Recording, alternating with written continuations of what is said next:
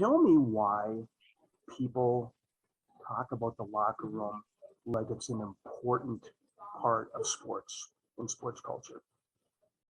It's an important part of the sports culture because you win in the locker room first.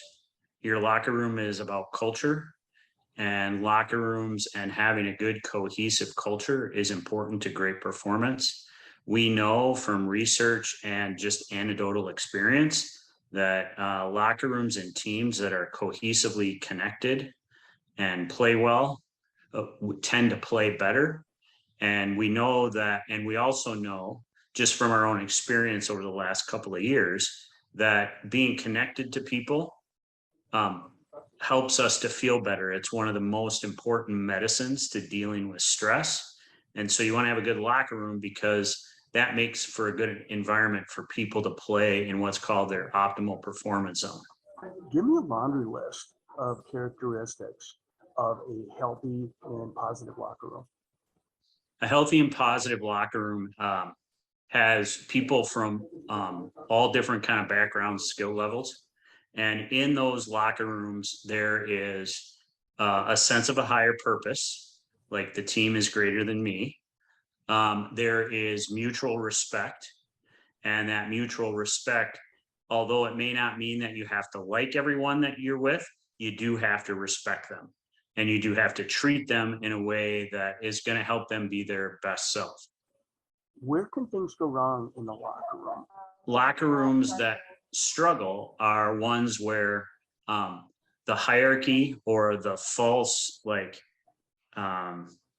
the false hierarchies of I'm a better person than you because I'm more skilled than you tend to cause problems. And I've also seen it where unhealthy locker rooms, the kids who perceive themselves to be the most skilled or that the coaches give permission to, which I've seen happen, not necessarily up front, but had it reported to me where, the coaches set up the locker room so that the best players bully the worst players. So the worst players want to quit or not contribute.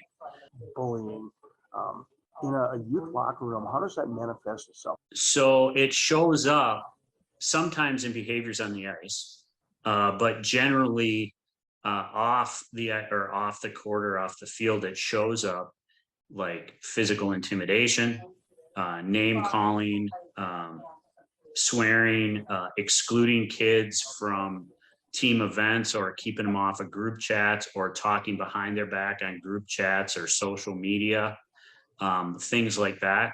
Those are the most common that I see. I suppose another way that it shows up is freezing people out, like not sharing the ball, puck, that kind of thing. Or just talking behind each other's backs about the way that someone plays. For our parents who are watching this, does getting involved have the potential to make things better for your child if there's trouble in the locker room, if they're being excluded, if they're being bullied, or is a parent getting involved actually going to make things worse for that athlete?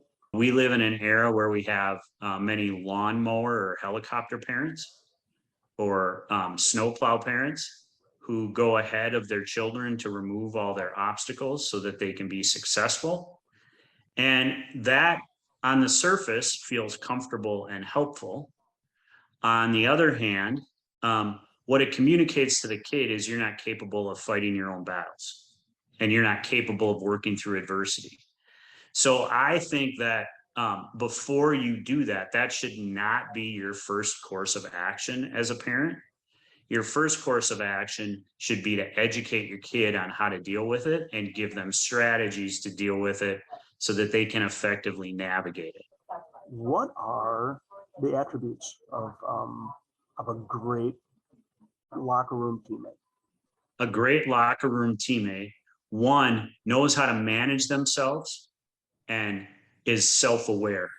They have an ability to deal with adversity and not overreact. The other thing, and probably even equally as important, is they know how to build relationships, build respectful relationships, connect with people, and be able to head and use those relationships to head off potential problems.